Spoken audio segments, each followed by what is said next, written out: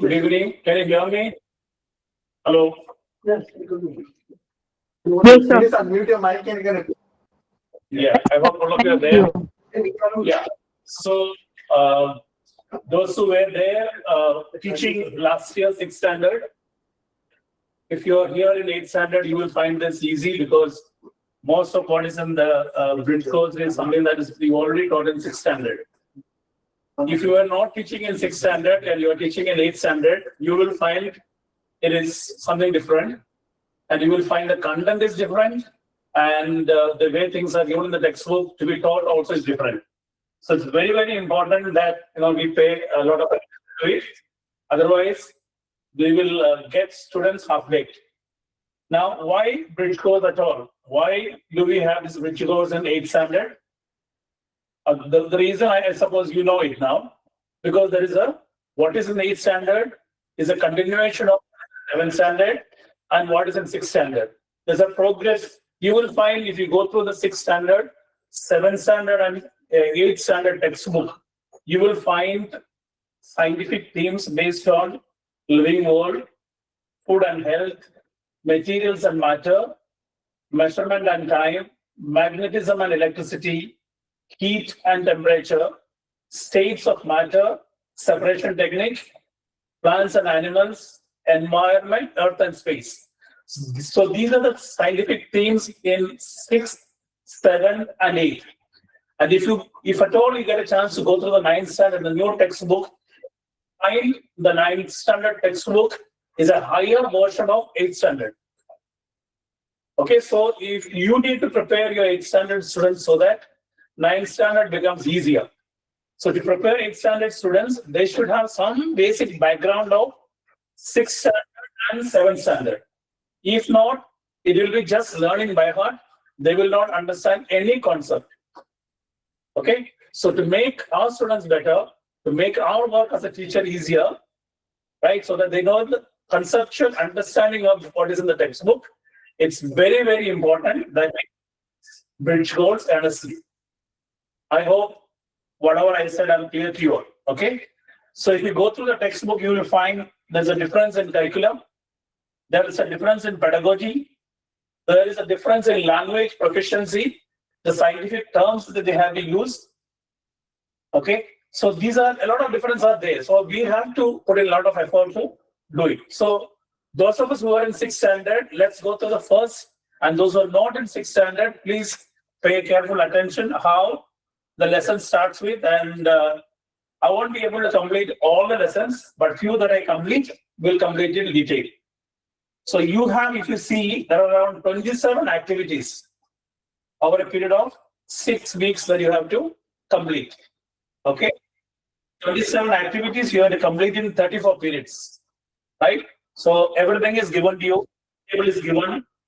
How many periods are there? Every detail is given in the bridge course material. I hope by now you have downloaded the bridge course material and you have the 6th standard, 7th standard, and 8th standard textbook with you. Okay, so if you have, can we go the next one?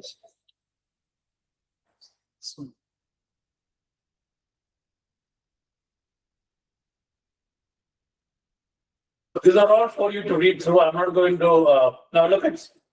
This is what the 34 periods I spoke about. Okay, this can be this way, or depending upon your school, you can arrange it. Like Monday you have 2 periods in science. Not necessarily, you can have 2 periods in Tuesday, and Monday you can have 1. So whichever way, that depends upon your the school. But then you need to have 34 periods for 6 weeks. That's very, very important. Okay, so let's see these activities, how we go through. So let's see the first one.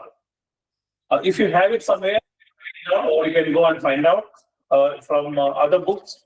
So the week 1, the activities that we have is connected to CG3.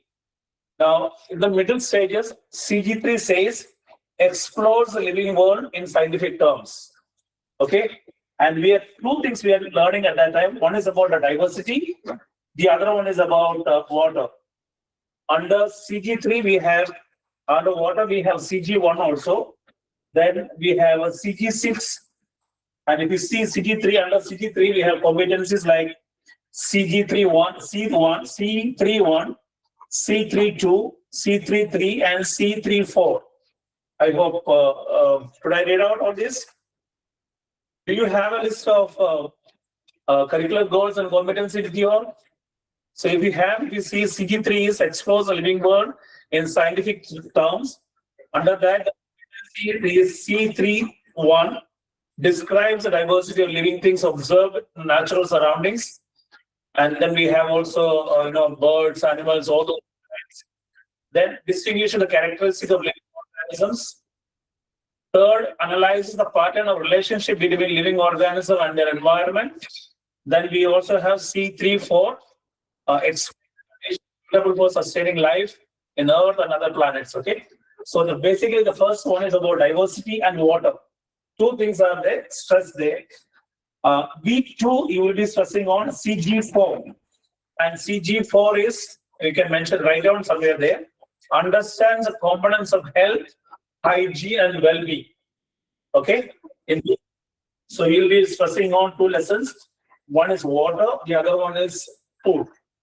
Similarly, when you go to CG3, you will be stressing resources and metals and non-metals. So which come under CG1 and CG3, right? So then we go to week 4. Week 4, we'll be stressing on heat and temperature and understanding adolescence. So that comes under CG1 and CG4 again. Okay. Then week 5, we have sky, galaxy, right? So which comes under CG2 and CG5 again. Then the 6th week, we have motion of Earth, which comes under CG2. So CG2, CG5, CG1, and CG3 and CG4.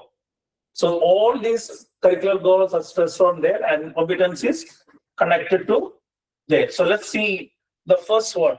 So before we begin with the first activity, I hope this is very, very important. The first day itself, you ask them to bring different types of seeds and ask them to plant it. Maybe in the class oil container, or maybe in a cotton, moist cotton, you can put some seeds. Why do we do that? Because you will see over a period of a time, we will need plants that are growing. So initially, if you do it by the end of first week, 3-4 days time, you will have a plant already ready. So we'll be able to do a little bit of studies regarding that. So what do we do first? The first part of it is diversity in the living world. So that is diversity in the living world. And those who are teaching in 6th standard, this cannot be done in the classroom. You really have to take them out, okay, out into the open. If it is not raining in the month of, it may not rain in the month of April. So you can take them to a small little patch of forest, maybe to a biodiversity, or to wherever there is a little bit of diversity of plants and animals are there. And before we go out always, we have what is called as you need to mention to the students why we are going there, and also the purpose of our visit. Of course, certain code of conduct when you are out in the open, certain things that we are supposed to do or supposed not to do. So these things has to be told to them. The amount of time that we'll be spending time has to be told to them, and what to carry with them. Okay, these are some of the things that we need to tell them. Since we are open out in the biodiversity, it's very, very important that they should be told not to pluck plants, not to destroy, don't make noise, because we are going to observe. Now, if you see the whole textbook, the very important fact that we mentioned in the textbook is observation. Okay, keenly observing things in and around it. And it's always said, we see things. Okay, we look at things, right? We touch things, but we don't feel. We hear things, but we don't listen. Right? So then you will find these words are different, isn't it? Seeing is not always observing. So a keen observation instill in them the capacity to observe things very deeply. and very, very important for as a science student. So ask them, tell them what is to observe, and we need to have a small little book for them to record their observations. So if you tell them what is to observe, plants and animals, and ask them to write down, and then we have, once they come back or while they are there itself, they can draw the outer line pictures of a leaf, plants, and all the other things that they see in and around the surrounding. Maybe they can trace it without plucking a leaf or without destroying it, or you can draw the shadow of leaf. So a lot of things that they can do. So one of the most important thing is there will be noise, there will be a little bit of chaos, and that is going to be there throughout this academic year. Because that does not mean that does not discipline. Okay, a little bit of a noise is not a lack of discipline, because there will definitely be noise activities are being done, but a productive noise, a noise for learning. That's very, very important. So once they come back, okay, after having a list of plants and animals mentioned in the book, the diagrams drawn, then we go with the table number 3, observation of plants and animals. So ask you to list out the names of various kinds of plants, whatever, each one must have seen something different. Okay, not necessarily common one. So once I list it out, let's take some example like mangoes, rose, tomatoes, tulsi, and grams, different plants they list it out. Then ask them to categorize them based on the height. It may be whether they may be small or they may be medium, they may be tall. So they can just stick it. Then whether the stem is hard or soft. Okay, so mention it as hard or soft. Then whether it is thick or thin, the stem. Okay, they have to record and then write it.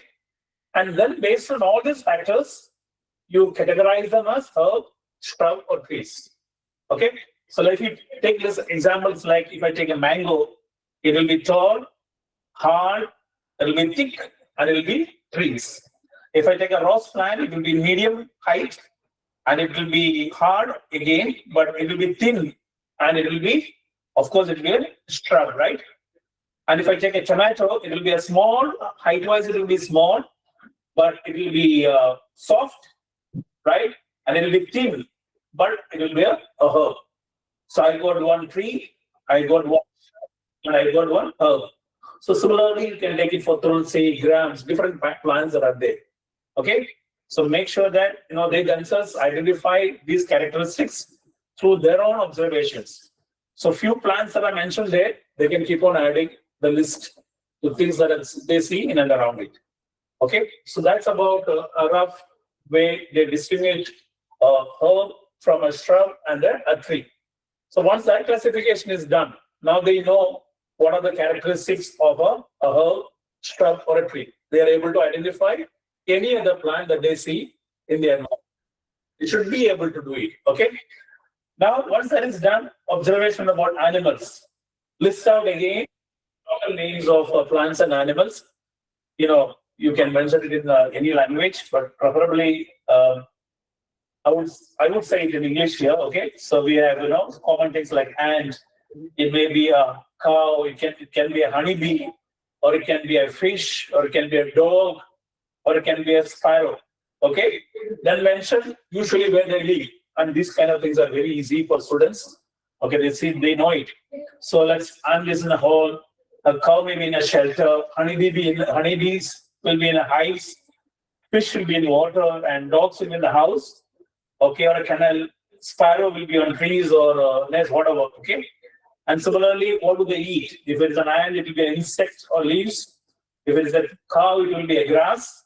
Honey is nectar, or fish will be maybe a zooplankton or a phytoplankton, or aquatic plants and animals you can mention. Dog, maybe meat or bread or whatever. Okay, and sparrow will be grams or insects. So mention food they eat. Then the way they move. If it's an ant, they walk. If it is a honeybee, they may be walking or flying. Of course, fish we know they swim. And if it's a dog, they may be walking or they may be running. So categorize them based on the way they move. Okay, then mention the body parts they use. It may be legs, or if it's a honeybee, legs and wings, or if it's a fish, it may be fins and tail, or if it's a dog, legs, and then sparrow, maybe wings and legs. So the body parts they used to move. So once that is done, so we have categorized observation under plants, and we have a list of observation of animals that the children have seen. Let them do it, let them make mistakes, but let them learn from the mistake. Okay? Once that is done, then we go, so these two lists are ready with us. Then we have table number 5, grouping of animals based on similar and dissimilar features. Again, leave it up to them to come up with whatever the similarities and dissimilarities they see. It may be based on what they eat, okay? Or it may be based on the number of legs they have, or it can be based on where they live. Okay, any kind of similarities and dissimilarities. For example, if a child is going to, write the similarities and dissimilarities based on what they eat only leaf, only nectar, it may be honeybee. Eat plants and insects, it can be ant.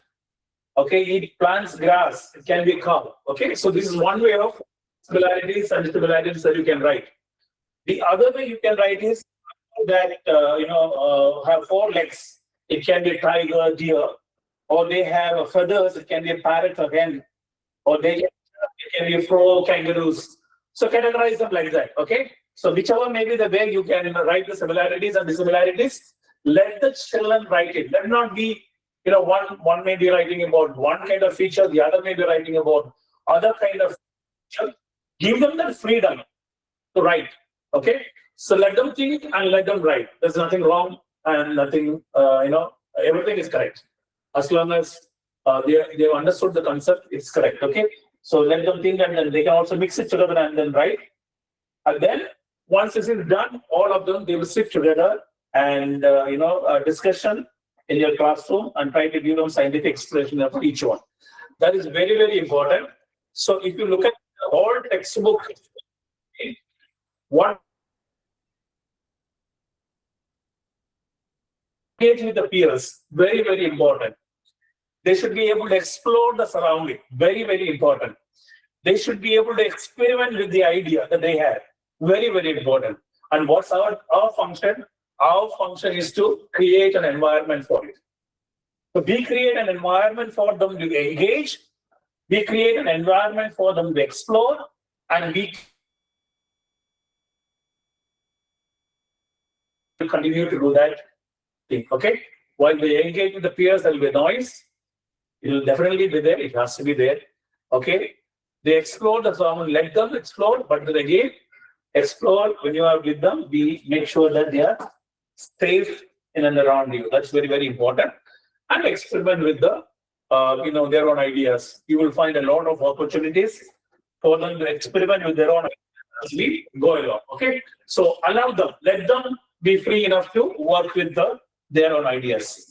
So that one part is done. Okay, once that part is done, then we go to the next part of it, a little more detail. So this was a kind of an abstract thing. Now from an abstract thing, we are going to come to something that is very, very concrete, a little more concrete, a little more keen observation. That observation was different, and this observation was really little more in detail.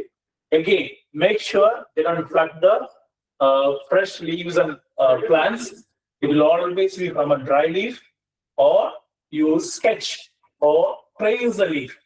Once you trace the leaf, you'll be able to get this venation. Okay, so observe the plants and group them based on leaf venation, types of roots, and types of seeds. 3 things that we have to find out. One is venation, types of roots, and types of seeds. I told you before we began itself, I told you, ask the plants only, some seeds, isn't it? So now, after these 2 classes, 2 or 3 classes, you will find that plant is already growing. Okay, so it will have a shoot, it will have a root, and some kind of leaf, at least some cotyledons. It will always be there. So you can observe that also. Then it's a kind of a thing when you grow something and you're able to see them grow, right? So that makes them more motivated to plant more of things. So now you will find what we're trying to see is one part of it we finished. Let's see some of those terms and terminologies. When I spoke about initially, I said they're able to speak the language of science. Very, very important that they speak the language of science. Language of science, in the sense, what I mean is, we know those are teaching in higher classes, everybody can answer, but answering using scientific terms are becoming a difficult problem. Okay, for example, like now here, venation, midrib. Okay, so these are all words that they need to, everyday language, they need to use it while they explain this. So, what categorize them based on leaf venation, trace the shape of leaves, and then mark the veins on a white paper. And they will be able to get, now here they have given you 3 different leaves. One is of rose, and the other one is people, and then bananas. And you know where it is midrib, if the veins are parallel to the midrib, parallel venation. If they are like a jali or a neck-like structure, we call it as a reticulated venation. Okay, so arise the veins, leave carefully based on that. And now you also can these people draw. They soak it in the water. If you soak it in the water, and then at the end of it, you will just get only the veins, isn't it? So then people draw on that. So that's ideal way to show them reticulate venation. So once the venation is done, they're able to identify it. Now is the time, you do the next one. So you have a list here. Sorry, you have a list here.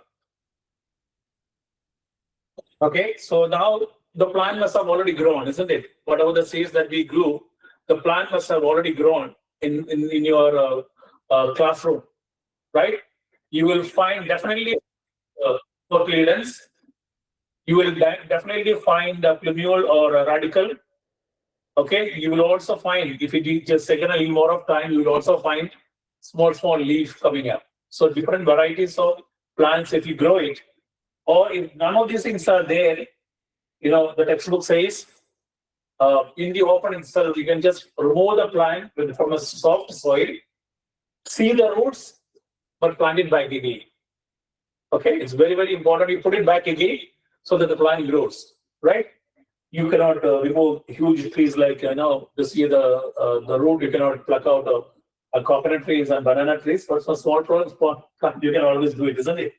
So then make a list of it. You have, few that are given there. You have a maize plant, you have a beans, you have wheat, you have rice, you have mung bean. You can have banana trees, like pea plants or sunflower, whatever. Spinach, brinjal, tomatoes. The list can keep on increasing. You can make any number of lists that is there. And now look at that maize. For example, what kind of root the maize will have? Okay, the plant is, it's fibrous roots. So fibrous means network like underneath. But if it's a taproot, there will be a main root from which the other root comes up. Isn't it very clearly shown the picture there? From the picture, you can make out, or whatever you have planted, if you remove it and then seed, and then make sure that it planted back again. So then beans, again, if it is, maize has got a fibrous root, then you'll always have there's a connection between fibrous root and the venation. Okay, so what we're trying to here is connect one with the other, right? By knowing one factor or one feature of a plant, you're able to study the top part of the plant. You know what is underground. So that's very, very important, isn't it? If I know the leaf is parallel venation, or if the root is fibrous root, and the leaf has to have a parallel venation. And then, of course, we know the seed will be monocots, right? So that connection, the child should be able to connect it, the type of root, the leaf venation, the number of cotyledons the seeds have got, right? So you can list out as many things as possible. So let's take some of the examples that are given there. One is maize. The type of root will always be fibrous. Venation will be parallel. And of course, it will be a monocot, isn't it? One cotyledon, so monocot. And if it's a bean, it will be a taproot. And it will definitely be a reticulate venation if it is dicot, right? So now they'll be able to mismatch whatever is not there. So if it is wheat, it will be fibrous, parallel venation, and monocot. It will be rice, again, fibrous, parallel venation, and monocot. Mung bean will be taproot and reticulate venation, and custard will be, again, it will be taproot, a reticulate venation, and dicot. And bananas will be fibrous, parallel venation, and monocot. Okay, pea plant will be, if you mentioned that also, pea plant will be taproot, reticulate venation, and dicot. Sunflower will be taproot, and venation will be parallel, reticulate venation, and dicot. So we are able to connect, the child should be able to connect one with the other. So wherever there is a parallel venation, they should have, it has got a fibrous root and they are monocots. If it has got a reticulate venation, they will definitely have a taproot and they will also have a seeds of dicots seeds. So this is how you can interconnect. And again, you cover one and ask them to find out the other two. Cover the parallel venation, ask them to find out the type of root and type of seed. So it's like, mismatch. You'll be able to one or two, and then the child will be able to do it. Now, this is something that you do it in the classroom. And outside in the classroom, the child should be able to use this knowledge in day-to-day life. Just by seeing the leaf, he should be able to say the kind of root it has got, and he should be able to say the type of seeds it has got, whether it's a monocot or a dicot. So it's very, very interesting part of that. So once that is done, so we have next part, activity. If you look at it, 1.3, we have a panel and group discussion about loss and conservation of biodiversity. Okay, so if you look at that, there's a lot of very, very interesting things that are there. Very, very interesting thing. Let it be a very detailed. Be the hurry to finish the bridge course. So let it be let them spend a lot of time. They will have enough and more of materials to discuss regarding those list of things that are given.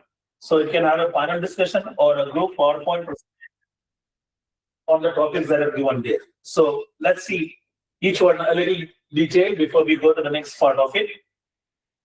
Loss of biodiversity and government projects initiative to combat issues. So loss of biodiversity, what is the reason behind it? It may be because of deforestation, pollution, climate change, poaching, and various other illegal activities, habitat destruction.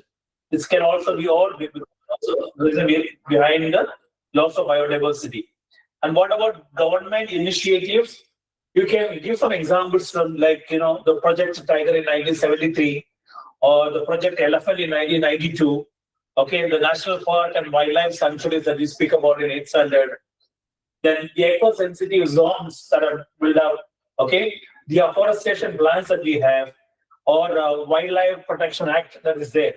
A little bit of a detail that you can give to them. Okay, so that's very, very important for them, to start the panel discussion or to come up with the new ideas on the government projects and initiatives.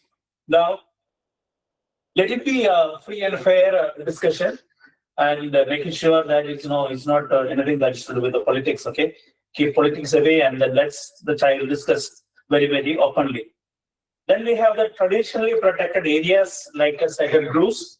People from remote part of villages, you have this beautiful sacred groves where protected due to religious beliefs or cultural significance. Plants and animals that are protected. The beauty of it that you find such a mini ecosystem where you find all the plants and animals that is in that area there itself, protected.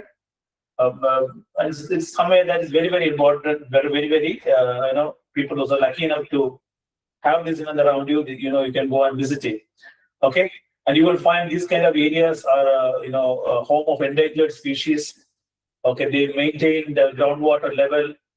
They prevent traditional knowledge of the plants and medicinal plants. You will find a lot of them there. Okay, so just putting to them, not only in Goa, you find in other states also. Introduce some examples of other states where you have this.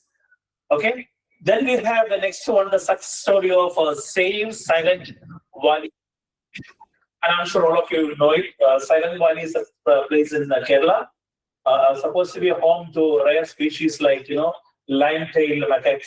Okay, and it's about a story of in 1917, Kerala government wanted to set up a hydroelectric power station there, that dam there, and some environmentalists, protested against it, and then PM Prime Minister Indira Gandhi declared that as a national park in 1985. Okay, even now, if you move around that place, the beauty of the place is that it's very, very silent. You can just hear the sound of this particular animal, the lion-tailed macaque. Very loud, a lot of things that are there. You can go and then see if you get a chance to go in. So explain to them a little bit about what is Save Silent Valley project, or like other chip, okay, that we study, teach them in 10th standard, mention about some of those things. Okay, then effect of changing habitats on animals and biodiversity. What happens because of the deforestation? What happens because of the climate change, urbanization? And what happened because why the bleaching of corals takes place. Okay, then a lot of things you can speak to them about. Few of them you mention it to them. The rest of them they will come up with various ideas. And the last one may be conservation of biodiversity and associated with India. Okay, and we have in Shora what is called as the bird sanctuary, wildlife sanctuary. So Dr. Salim Ali, the birdman of India, you can speak a little bit about. And our local people, like I know about Rajendra Karkar sir, who is also an environmentalist. So something that you know of locally, people those who protect the environment, also state-wise and national-wise, people those famous people, you can mention about them. So that they are able to also be a part of protection of biodiversity. Given the time, more time for them to discuss this, they will come up with who knows, one day they will be also one of those people, who will fight for environment and protect the environment. So you can be proud of that. Okay, so then ask them some open-ended questions like, what would happen once this is all over? You can also ask some kind of questions like, what would happen if all bees disappear? You can also ask, what may be the reason that, find the cockroaches, they were there billions of years back. With all those things happen, you still find them alive. Okay? And all these kind of questions that make them think, engage them into, a kind of a deep thinking and come out with some kind of varieties of answers. So you will find making sure that every child has an opportunity to talk something. Okay? There's no wrong and right answers. Everything that they say is correct. So that sums up, if you see the first part of diversity of biodiversity and plants and animals. So there is so much that the child will learn, and we only need to initiate that process, engage them, let them explore, let them experiment, and we create an environment for them. So once that is over, we go with the activity of 1.4, change in the state of matter. Okay, so that's the second part of it. So which is again a very simple thing, asked with a lot of questions like you can start with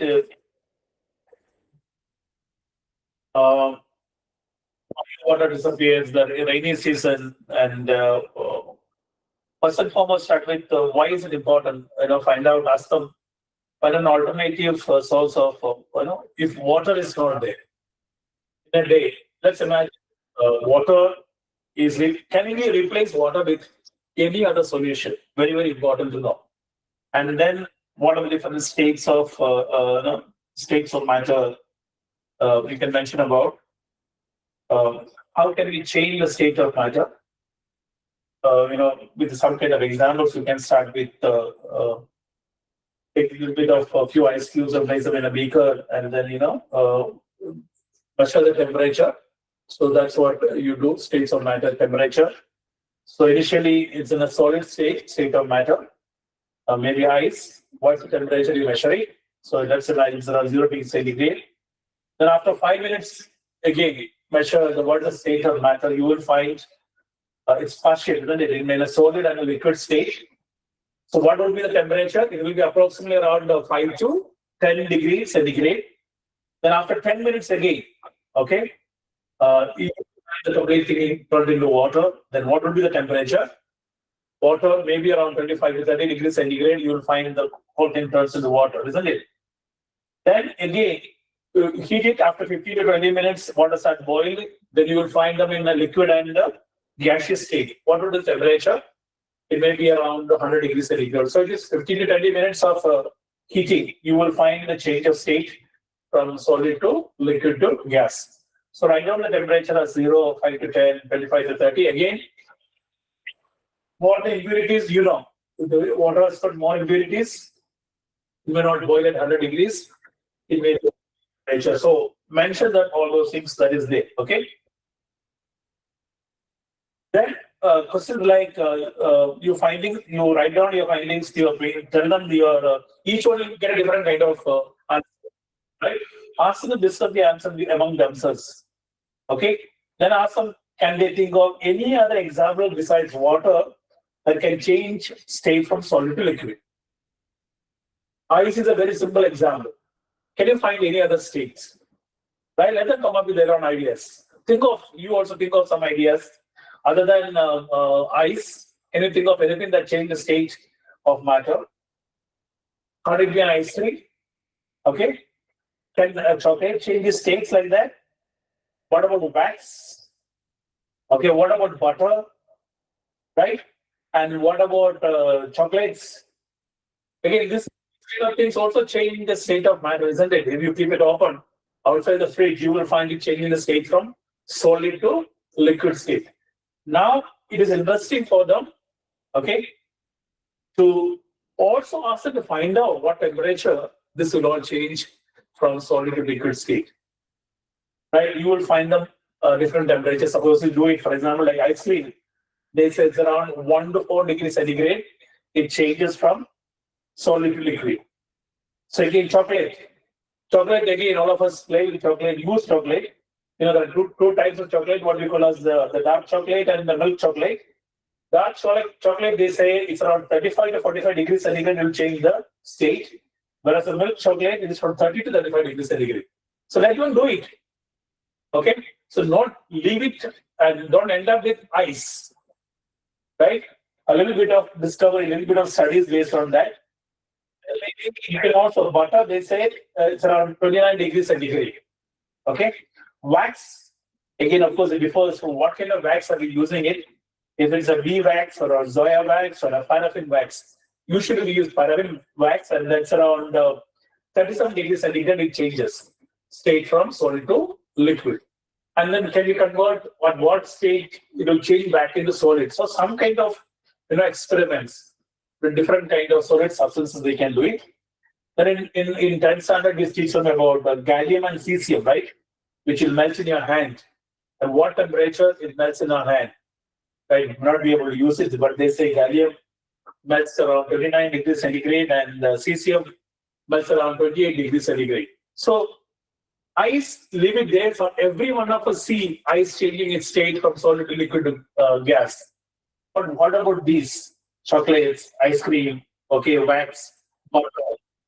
So can a child do some kind of experiment with these kind of things and share his experience with the whole class?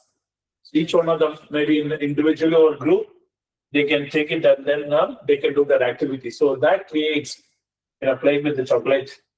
You can already not only melt it, and while you melt it, also similarly with ice cream, and they would be ever willing to do it as long as the parents are willing to spend a little bit of money for it. Okay, so given them an opportunity for them to learn, experiment with all these kind of things.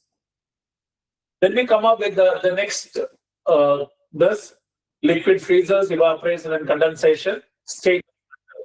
Here also you can speak about the word like vaporization, and evaporation. Introduce the words like evaporation is there. Also mention the word about vaporization.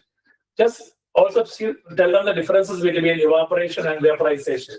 Okay, what temperature? Okay, evaporation will always be below its boiling point. Vaporization is what temperature? Okay, so just let them learn that those terms that are there, and then also mention about condensation. Another word that commonly we use for condensation is liquidification. That also can be used. Similarly, we use solidification, right? So these are some of the third terms also they can learn, right? So just make them fill that columns. I think that's very easy, right? Then water may change from state of gas to state below 100 degrees and it's called evaporation. Temperature. And why, if the water is not boiling at 100 degrees centigrade, what may be the reason? Right? If it is boiling at only at 100 degrees, 110 degrees centigrade, what may be the reason? Is it because it is not a water, or it's because it contains some kind of impurities? Right? It's very, very important that they also understand. Then if you come to the next one, we have melting into water, water boiling and vaporization, evaporation. And if you see the last one, ice changing into vapor, they mention that as evaporation. Solid to liquid, we call that as sublimation, isn't it? So that word sublimation also has to be mentioned there. So while we speak about sublimation, other substances that changes from a solid to vapor directly. In 9th standard, we have dry ice, solid carbon dioxide. Other examples like camphor, ammonium chloride, iron crystals, naphthalene balls, so these are mouth balls that we call it as, okay, or solid room fresheners like deodorants, or what we call as a PDCB, or that is pyridichloride benzene. In the room we keep for smell, solid substances that we hang and keep. Sometimes you find it disappearing as smell. So that is purely pyridichlorobenzene, it's a pure chemical. So it's important that they also should know that this is what it is. Now, my question is, even in 9th standard, we speak to them about sublimation, right? It changes from solid to gaseous state directly without undergoing the state of liquid. What is the question? Why those things sublime? Why not the other things not undergo sublimation? Let them find an answer to that. Okay, why only those things? Why is not changing liquid from solid to liquid and then do gas? Why is it going from directly from solid to liquid? What may be the reason? So it's a kind of a question that make them think. Okay, so you will it's actually because of weak intermolecular forces and the atmospheric pressure is lower than that of the vapor pressure. The pressure is lower than the vapor pressure. It changes, and then they have very weak intermolecular forces between them. So that's why sublimation takes place. That doesn't happen in case of other solids. So let them find out some of these things, and then sum it up with how do you make an ice cream at home? Observe your surrounding and make a list of when you see changes in state of matter. Right? So a list how people make ice cream, or ask them to make an ice cream and see it at home. Ways and means, different ways you can make ice cream. So these are some of the things that you can introduce them. So once that is finished, they will come about, they will find about what is melting, what is freezing, what is condensation, what is vaporization, what is evaporation, what is boiling point, melting point, freezing point. All these words becomes a common language that they use in day-to-day life. Okay, that's one part of it. Then we have the next one. What are the different states of matter? That is there somewhere here. So okay, what are the states of matter? Solid state exists, and then we can speak about solid, liquid, and gas. Then you can also introduce them to the fact that plasma state. Okay, also 9th standard speak about Bose-Einstein condensate, isn't it? So plasma state, which is like in stars, super hot state, and Bose-Einstein condensate state, which is supposed to be super cold, maybe below -273, 0 Kelvin and all. So introduce them to all these kind of things. This is not 3 states.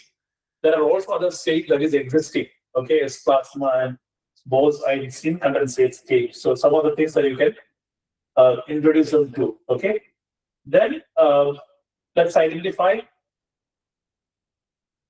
Yeah, place an ice cube in a container and transfer it to another container. The different shapes, which will take its own shape, and then the ability to flow, ability to spread. Okay, so that is based on different states of matter. whether solid, liquid, or gas. Which one is shape? Which one has the ability to flow? Which one has the ability to spread? Okay, so that putting it in another it's easy for them to find out. So shape, ice will have its shape. Water in liquid state take the shape of the container. This is something that we taught them in 9th standard. Now they're studying in 8th standard. Water vapor has no fixed shape at all. Then ability to flow, ice will not flow, water will flow easily, and of course, water vapor flows in all directions. Then ability to spread, ice will does not, isn't it? And then water will spread in different directions, and of course, gases will spread in any direction. So these are simple things that they can do. Then comes once you introduce them to a little bit about water, then we speak about a mystery of water. Like same as that in the previous lesson, we ended up with some kind of thought-provoking questions, right? So from a small entity, very into something that is very, very concrete, and the base is ready. Now you can build them up. Okay, so that's what we do. The mystery of appearing of water droplets. Ask them to ask questions, different types of questions.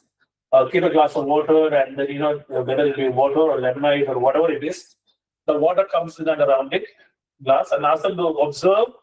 And so just plain question. You see table number, record observation and questions. Okay, you need a glass of water or ice or anything that is there, and you find the water around it. Ask them to ask questions. What you observe, and ask questions like wonder. For example, like record observation and question. What kind of observation can I make? Water droplets form on the outer surface of the glass. Okay, I wonder, why does the water appear outside the glass? Right? Whether did I spill the water? That's what I wonder. Okay, another question that I asked. Ice cubes melt slowly. It takes a lot of time, and then some ice, while it is melting, you will find ice is floating too. Okay? Does adding more ice make it even more? So water is, when the ice is melting, water is cold. Just imagine the ice is melting, water is cold. Now, if I add more amount of ice to the same water, will the temperature of the water become lesser? That's a question that you can ask, isn't it? Right? The water is already, half the ice is already melted, and it's in a state of solid and liquid state. It's already cold. Now, the temperature I measure it, without measuring the temperature, if I add more amount of ice to that, what will happen to the temperature? Will it decrease or will it increase? Again, a question that I ask now to myself. Okay? Question like that. What happens? See, you will always find the amount of water in a glass increases while the ice is melting. Right? You will always find the little bit of quantity of water increases. From where does that extra water come from? I only put ice into it. So the ice should have melted and become water, but I find there's a little more water than the ice that I put it inside. So where did that water come from? So these kind of questions, observation and I wonder, right? Make them write as many small little observations as possible, and then ask them to come with, the kind of a wonder-like questions. Some of them mentioned them. There are some and some questions you can ask, okay? And again, give them a freedom to write whatever they want. Let them, find an answer to that. Then they will write down the possible reasons behind it. Okay, they will not do that by themselves. There are a lot of things that they can do with that. So once that is done, then you come up with this. Okay, you might, you try to connect that condensation, explain the process of condensation of water droplets in and around the glass. Once you are able to explain the process of condensation, then you connect them. What happens? How does that happen in the nature? Right? The droplets that you find on the leaf early in the morning. Okay? Right?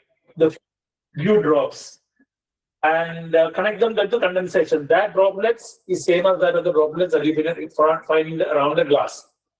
Now it's an opportunity also for us to explain to them what's the difference between a dew, a mist, a fog. Okay, connect it. So they become, it becomes more clear. How do they differ from each other? A mist is different, a fog is different, a dew is different. Also, you can take them to what happened, I think last week, what happened in Bangalore, the hailstorm. Okay, the Bangalore was flooded with a hailstorm. So this is an opportunity for us also to take them back to what happened in the nature. In the nature, how did that hailstorm come into being? Okay. Now, how is that hailstorm different from that of snow falling in Kashmir? Right? These are all condensed water vapor, condensed. But how does it happen? You may not be able to give all the answers to them, but you put it into them so they're able to think more deep. So all about how condensation takes place, how dew is formed, or how fog is formed, how mist is formed, how hailstones are formed, how snow is. So they will be able to connect one with the other. Okay.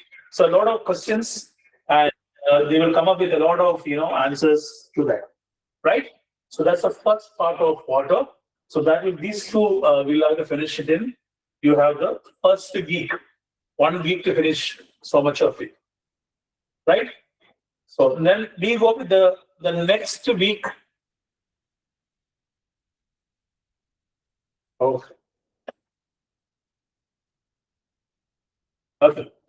I may not be able to take everything, but I'll just go through a little bit, because I don't want to rush through it and then finish the book. I only wanted to introduce how you can go through it. Okay? So don't rush through it. Make sure that they understand every concept that you are teaching. Very, very important.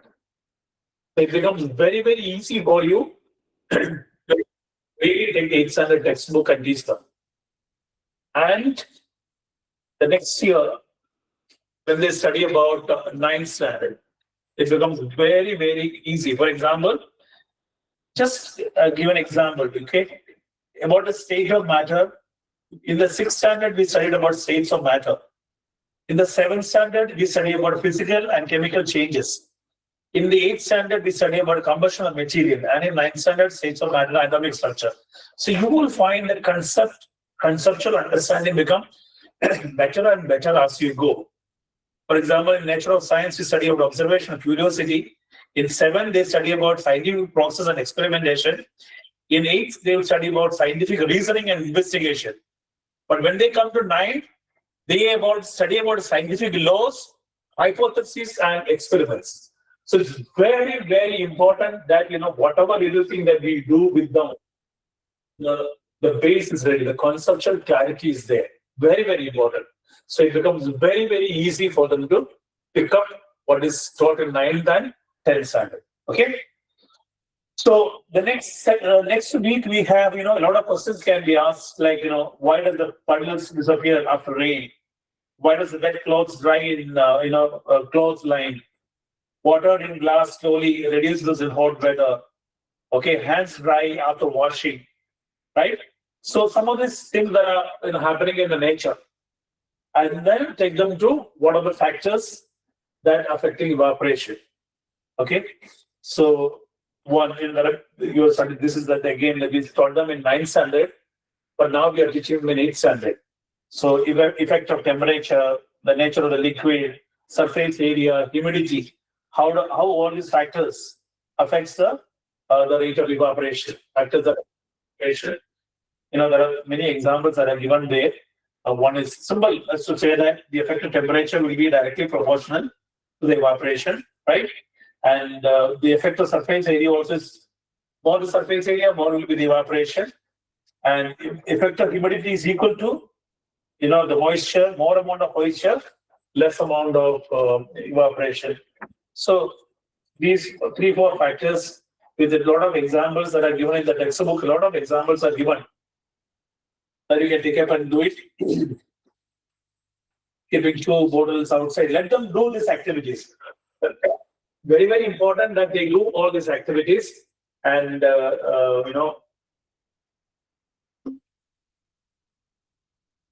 understand this concept after experiential learning, whether it be temperature or surface area, maybe less care about a model given in a plate or, condition change inside the house, outside the house, all those things. So that I think you can do it. Also, example like why does many times I feel cold in your skin? Why does sweating cool, body? This when we sweat and dry, why do we feel cold? Some of these examples that you can ask them. Okay, so that's about water. I'm not going deep into it. Then we have food. I will not take much of your time. It's always 6 o'clock, I think. Right? So we have next one is the theme food. Why food, food health and mental growth, all those things. Then you come to, you have this carbohydrate functions and sources of. Yes. Hello. Oh, you wanted to say something? Yeah, I'm say. Hello. Okay. So table, I'll give you. I'll not take much of your time. I know you are ready to. It's already 6 o'clock. I understand. Okay. So functions, source of nutrients.